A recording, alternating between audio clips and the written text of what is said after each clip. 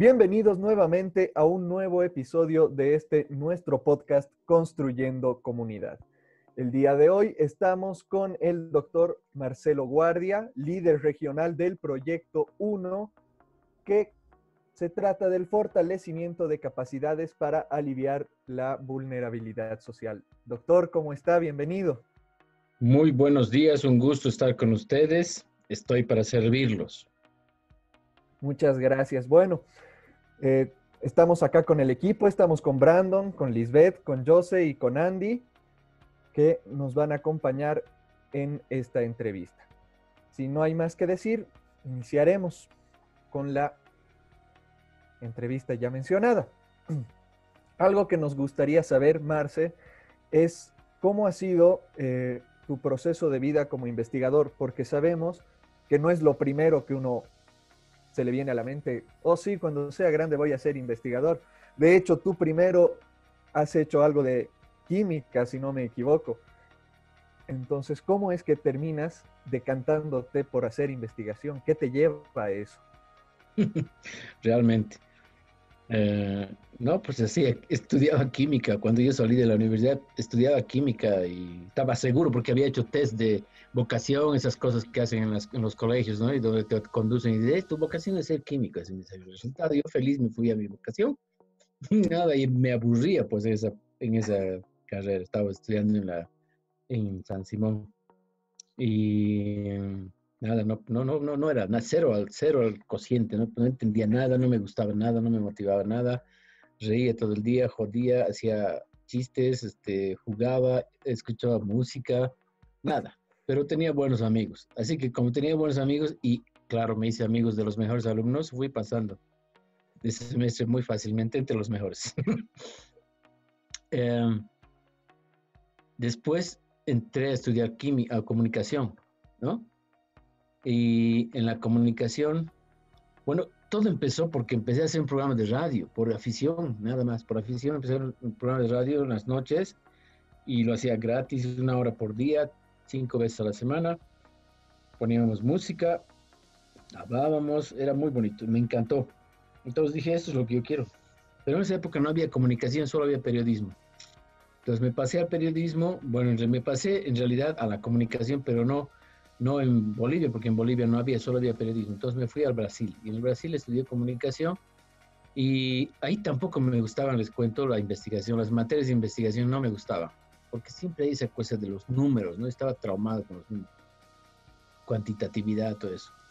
Y resulta que terminé de estudiar eso, me vine, empecé a trabajar aquí. Eh, y empecé a hacer cosas que me gustan, producción audiovisual, ficción, un montón de cosas. Empecé a trabajar en la Católica, el 90, y poco a poco empecé a perfilarme hacia las materias de investigación. No sé por qué razón, no entiendo. Alguien me dijo, tú vas a estudiar, dar esta materia y empecé a dar. Y lo que pasa es que hice mi maestría y en mi maestría sí hice investigación. Es decir, primera vez que hice una investigación seria con metodología, con recursos y todo eso, y bueno, y saqué bueno, me titulé y publiqué eso como libro. Entonces, esa es, digamos, mi primera investigación. Y a partir de ahí ya se fue perfilando, como les digo, una cuestión que yo no la planificaba, como tú bien lo has dicho, uno no sabe. Yo nunca pensé que iba a ser investigador y ahora mira, soy coordinador regional de investigación. Entonces, no, es una cosa que no la he planificado, pero a mí me encanta porque me parece una cosa alucinante poder producir conocimiento, me parece algo como mágico, ¿no es cierto? Estamos trabajando en unas cosas que les voy a mostrar ahora. eh, y cuando tú vas armando, vas sistematizando, obteniendo información, eh, estructurando un documento y termina, te das cuenta que has producido una cosa, así es como producir una obra de arte, como producir un hijo, como producir algo que te sale así ¿no? De tu naturaleza, de tu esfuerzo y todo eso. No, yo me parece que es algo mágico y me encanta. Wow. Bien, Marce, qué interesante este punto de vista, este proceso investigador tan particular, a diferencia de los otros que hemos estado escuchando. Pero nos gustaría saber, ahora que estamos atravesando una época de pandemia y momentos complicados para todos, ¿cuáles son las limitaciones y obstáculos que tú has notado, has percibido ahora, ¿no? En esta pandemia como investigador para seguir tu proceso con el proyecto, ¿no? Que estás trabajando? Claro, las limitaciones son pues la falta de presencia, ¿no? La ausencia de comunicación directa entre las personas y como, digamos, mi área es las ciencias sociales, o sea, investigar sin personas es pues, o sea, es como decir cómo, ¿no? No habría cómo, pero para todo hay solución. Hemos implementado una investigación, justo estamos terminando ahora, estamos empezando a redactar resultados en el P1 con dendrografía. Ustedes saben que la dendrografía es una metodología utilizable para obtener información de áreas virtuales, ¿no es cierto? De redes y todo lo que está en Internet. Entonces, nos hemos planteado el problema de que cómo los papás y los hijos se comunican en la familia en este contexto que tiene tantos problemas, ¿no? Primero, un contexto económico difícil, un contexto político también difícil, complicado, y un contexto mediático altamente contaminado, y encima es el contexto de las redes, que es una cosa también enorme de poder comprender y poder definir en pocas palabras. Y entonces, en ese contexto de saturación, de incertidumbre y todo eso, ¿cómo se comunica? Esa es nuestra preocupación. Entonces, hemos hecho un diseño metodológico que tiene 3 herramientas. Una es una encuesta virtual, la otra es un grupo de discusión y la tercera son otro grupo focal, digamos, pero como más o menos intermediario entre entrevista y grupo. Entonces, estamos sacando resultados muy interesantes que nos llaman la atención mucho. ¿Quieren que les muestre algo? Ya. ¿Me puedes hacer host? Sí, sí. O yo ya tengo la Ya tienes posibilidad acceso de... para compartir. Ok. Entonces, por ejemplo, esto. Aquí está. ¿Cómo los padres procesan la desinformación de sus hijos? Está aquí la encuesta y respuestas. Fíjense. ¿Están viendo, no? Sí. ¿Qué rango de edad tienen? Preguntas. ¿A través de qué medios recibes la información de la cuarentena? Fíjense, la gente recibe de la televisión. Y la televisión es el medio más, a mi modo de ver, de los medios masivos, es el más informal. O sea, para mí es el peor. Es el peor porque es casi ficción la televisión. No hay programas serios importantes. Y si hay, están en la noche a las 2 de la mañana, no sé qué, donde nadie ve.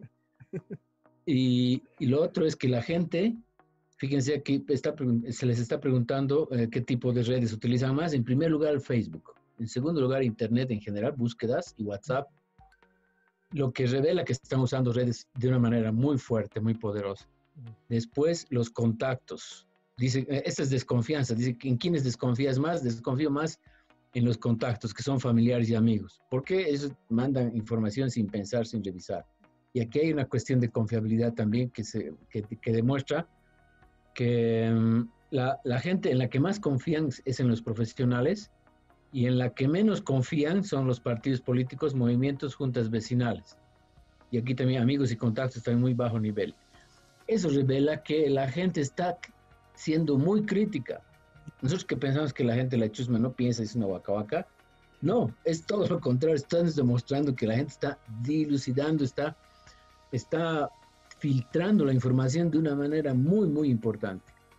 Bueno, esto es una cosa que estamos haciendo. Otra cosa, para complementar, hemos implementado un grupo de discusión súper interesante aquí en el Facebook. Rapidito les voy a avisar, pero que no sé si tienen mucho tiempo. Es un grupo de discusión que se llama Desinformación en tiempos de cuarentena. Entonces, aquí hemos juntado 30 y tantas personas, padres de familia, de todo lado. Como somos como 10, 12 investigadores, cada uno ha llevado 3 personas. Entonces, con eso se ha llenado el grupo y hemos empezado presentándoles qué estamos haciendo, los hemos explicado y se ha puesto el primer tema de discusión. Y lo interesante es que cuando, mira, tú pones aquí tema 1, hay más confianza en profesionales especialistas, la gente empieza a discutir. Entonces tienes abajo, aquí Perdón, tienes Marce, abajo. no se ve el grupo. El Facebook, sí. Seguimos con la Entonces, encuesta. Ahora, Ahora Ahora sí. sí. Ahora sí. perdón Tema chicos, uno. ya. Entonces decía, está el grupo de discusión que está armado por 30 personas y empezamos con temas, cada 2 días un tema. ¿Ya? Esos temas, estos fondos que están con color son los temas, ¿no? El tema 1, hay más confianza en profesionales y especialistas y fíjense la riqueza de interacciones que hay. Aquí hay 13 comentarios. Y fíjense, creo que la mayoría estará de acuerdo en que esos tiempos que confiamos más en los especialistas en temas de salud, y, y se generan también discusiones entre ellos. Entonces, eso nos interesa porque es bueno esa interacción, eso un poco conducirnos hacia una especie de consenso dentro del grupo, ¿no? Como se hace en un grupo focal regular. Y entonces tenemos aquí los temas y nos han salido cosas muy interesantes. Luego hemos categorizado esta información, como ustedes saben hacerlo muy bien. Hemos sistematizado y ya tenemos más o menos una estructura que va les voy a mostrar propuesta de estructura. No sé si están viendo este Word, voy a volver creo a hacerlo, a mostrarles. Word, aquí está. Entonces aquí está la cosa. Entonces, de la encuesta hemos sacado unas categorías, del grupo focal otras categorías y todavía de la entrevista no hemos puesto aquí, pero ya tenemos un índice tentativo.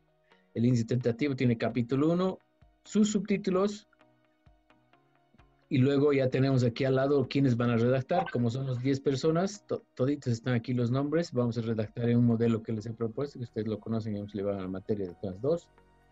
Y en una semana vamos a tener un trabajo. Así es, por eso les digo que es medio mágico.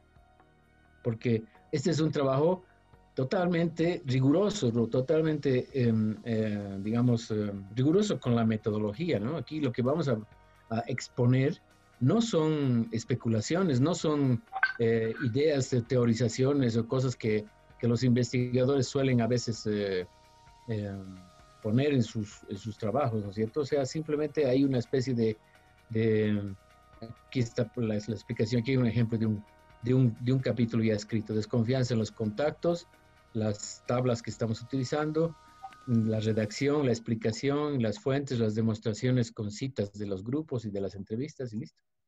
Y así todito el trabajo va a salir en un cacho. Eso es. O sea, pienso que la cuarentena y la ausencia de presencialidad no impide que investigues. Ahí está el resultado. Wow. Realmente, Impresionante. sí, es que uno se tiene que adaptar, ¿no? De eso, yo Claro. creo que una de las principales cosas que tiene la investigación es que uno se tiene que adaptar, no hacer que la investigación se adapte a uno, más bien uno adaptarse a la investigación, a ver cómo saca información, a ver qué técnicas implementa todo. Y algo que quizás se hace frecuente a veces en la academia es el hecho de tratar de adaptar la investigación a lo que estamos haciendo en lugar de nosotros adaptarnos a lo que está pasando, ¿no? Para la forma de recolectar datos, etcétera, y todo eso. Y creo que esto es muy importante para abrir otra forma de verlo, de pensarlo, de analizarlo, de adaptarlo, etcétera. Liz, ¿qué tienes para el Marce? Sí, quisiéramos también que nos pudieras comentar un poquito acerca de cuáles son las riquezas que tú has podido tener o recopilar o, no sé, construir a través de tu trayectoria como investigador. ¿Cuáles son las riquezas que tú has podido tener o has podido ver hasta ahora? Las riquezas en mi trabajo de investigador. Son Sí, muchas, pues. Yo creo que lo más increíble en la investigación es que uno como académico, digamos, nosotros que estudiamos y leemos y y aprendemos y sabemos miles de cosas, creemos que sabemos la verdad, siempre porque estamos leyendo más que los demás, digamos. Los universitarios, docentes estudiantes leen más que la mayoría, supuestamente leen, o sea, debieran leer, no sé si leen en realidad, a ratos pienso que no leen nada, pero en el fondo creo que es una labor y es una cuestión casi lógica, que el académico en su sabiduría piensa que sabe todo, ¿no? Y habla y escribe y da charlas y todo sin saber. Cuando investigas, suele ocurrir lo contrario. suele ocurrir lo contrario. O sea, sueles descubrir cosas que no esperabas y a eso tienes que estar abierto. Yo creo que esa es la principal riqueza de la investigación. Desde mi primera investigación que hice, y justo lo tengo aquí porque yo estaba revisando, música popular y comunicación en Bolivia, yo empecé a hacer este trabajo como intelectualoide pensando y que los carcas eran lo peor del mundo. Esa era mi idea. Y mi idea era que con una tesis de maestría les iba a destrozar a los mierdas. No. Oye, ¿puedo hablar más palabras? Sí, sí, metele nomás. La presencia de ciertos amigos me inspira. Ya. Entonces,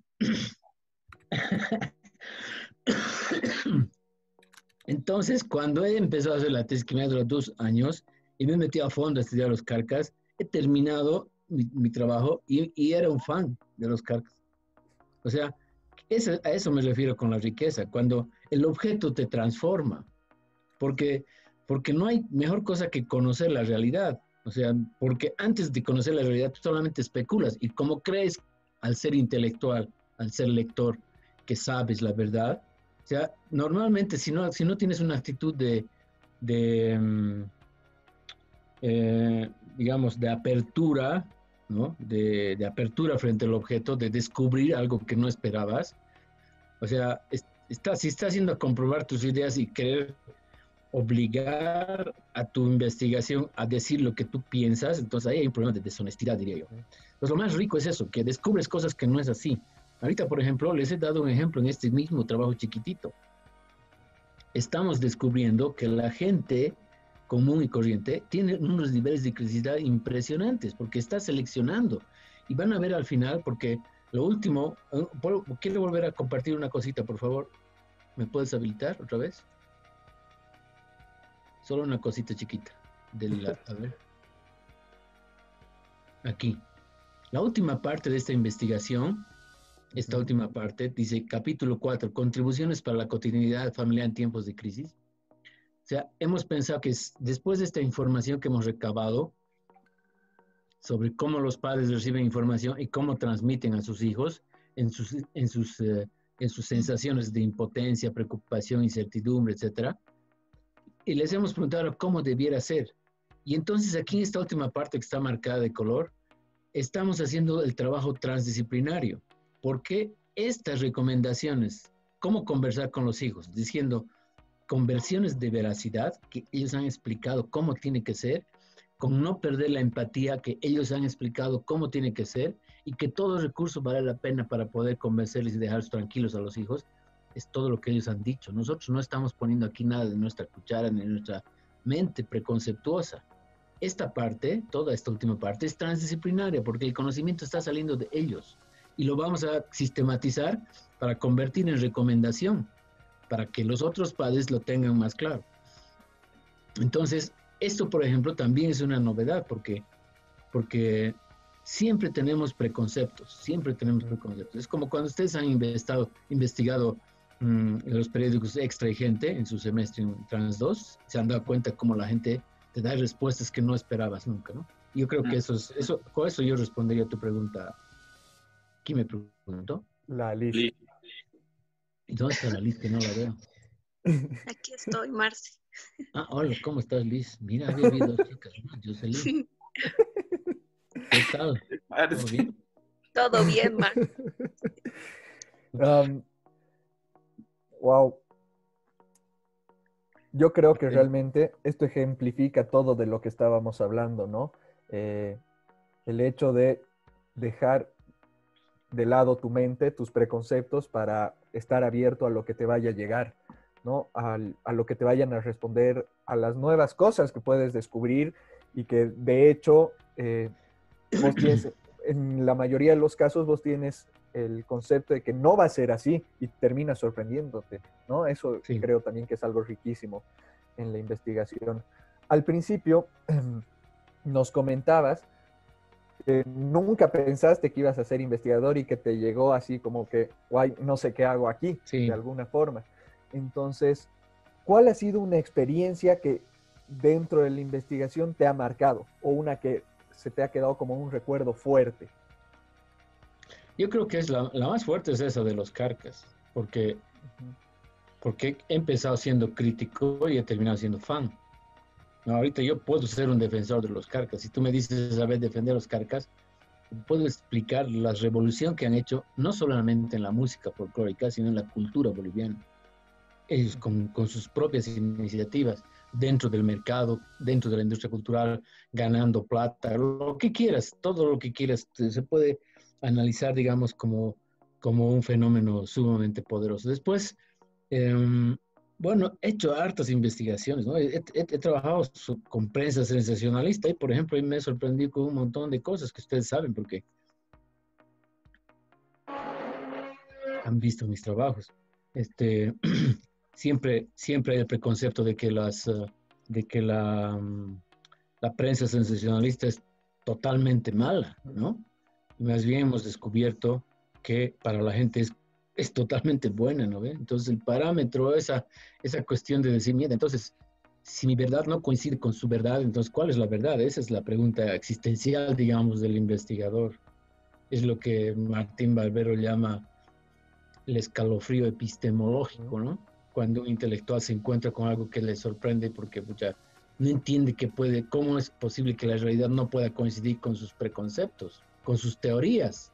Entonces dices, no, ahí tiene que tener, yo creo, un acto de humildad y decir, mierda, no, pues la realidad es otra. El que estoy equivocado soy yo. Eso es lo que hay que hacer.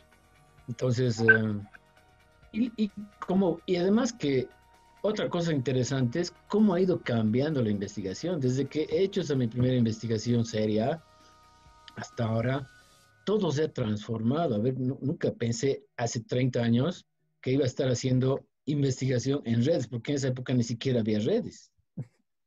Imagínense, ni siquiera había redes. O sea, cómo se ha transformado. Además, los conceptos, las nociones, o sea, la importancia de entender que el otro, por más humilde, pobre, analfabeta que sea, tiene su verdad. Entonces, esa es la base filosófica de la transdisciplinaridad.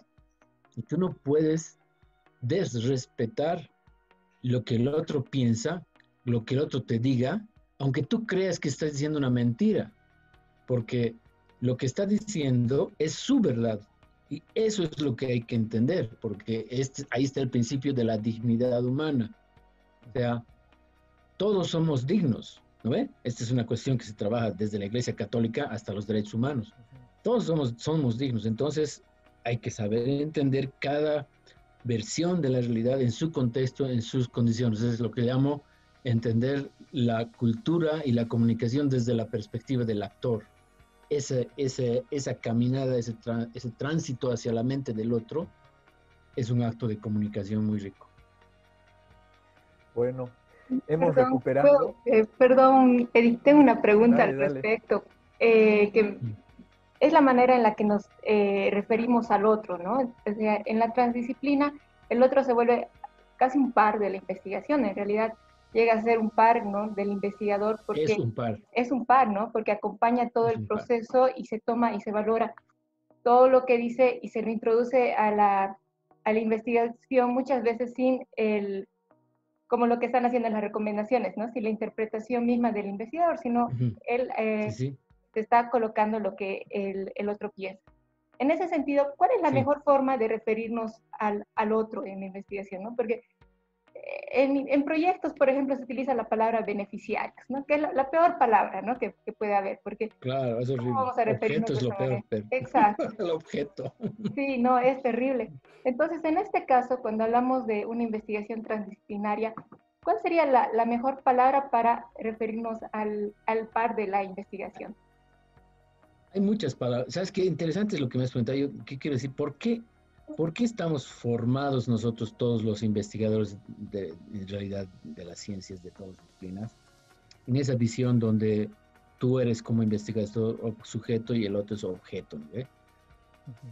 Eso viene pues de las paranoias del marxismo, del psicoanálisis, de la semiología estructuralista, que nos han hecho creer que los intelectuales somos capaces de ser críticos y los demás no. Los demás no. O sea, hay un supuesto así implícito que es un ejercicio de poder, porque porque el hecho de pensar que yo sé y el otro no sabe ya es un poder. O sea, entonces yo te daré conocimiento, ¿no? Y como soy buen cristiano, tengo la obligación de transmitir mi conocimiento noble a tu cabeza vacía. Entonces, esa relación es lo que nos condiciona demasiado, nos sigue condicionando, nos sigue preocupando. Y la terminología que usamos nosotros en el BLIR es la de los socios o de los actores, ¿no? De las personas, de los actores, nunca, por ejemplo, cuando hablamos directamente con ellos usamos una palabra similar, no les digo, oye, tú actor, ven, ¿no? Sino simplemente hablamos de tú a tú, o sea, de nombres, ¿no? O sea, y entramos en un diálogo muy importante. Lo que pasa es que he tenido la suerte de pasar un curso muy bueno en México hace poco tiempo, que se llama Prácticas Dialógicas y no sé qué más, donde la docente nos recalcaba y nos decía, es decir, no, la persona, lo que dice la persona es su verdad, ¿no? O sea, tú no puedes pensar siquiera que lo que está diciendo es inconsciente, porque ese ya es un preconcepto del psicoanálisis, de pensar que hay un inconsciente que está en un nivel oculto y que le está haciendo hablar huevadas a la otra persona, ¿no? Entonces, ese es un problema bien, bien jodido. Por eso es muy común que pensemos como intelectuales que las personas no son conscientes o no tienen criterio. Entonces, es muy común oír decir esto, ¿no?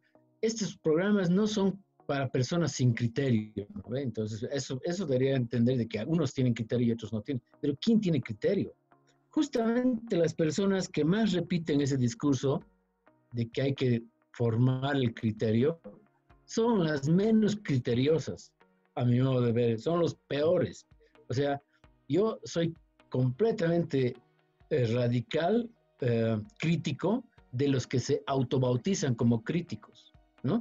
Yo soy crítico, mi actitud es crítica, eso es para mí el primer síntoma de su acriticidad. Ya empiezo a sospechar de la gente que dice eso, ¿no?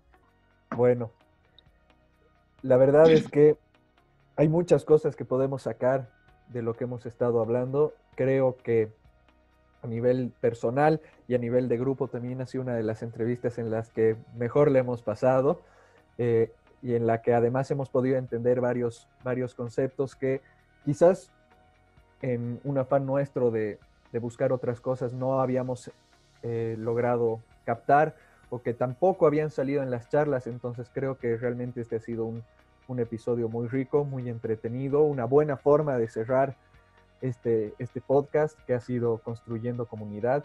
Entonces, bueno, primero agradecer al equipo aquí presente, a Brandon, a Vale, a Andy, a Josie, a Liz.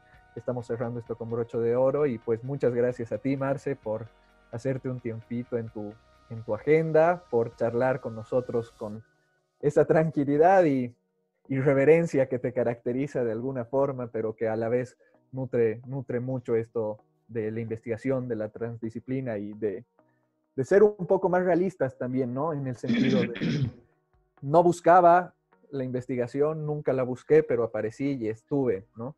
Y eso es algo que creo que es más realista con muchas de las necesidades de los estudiantes.